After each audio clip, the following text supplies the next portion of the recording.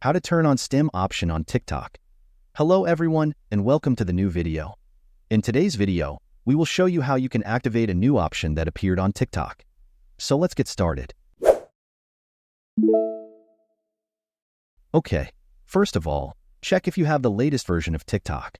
Open the App Store or Google Play Store on your phone and check if you have an update for TikTok. When you have updated TikTok, open it. When TikTok has opened, tap on your profile icon located in the lower right corner.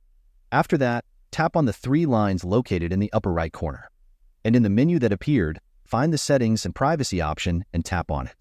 Here, in the Content and Display section, you will find the Content Preferences option. When you find it, tap on it. In the list that appeared, find the Stem option and tap on it. When the page has opened, simply tap on the Turn On button located in the lower part of the screen.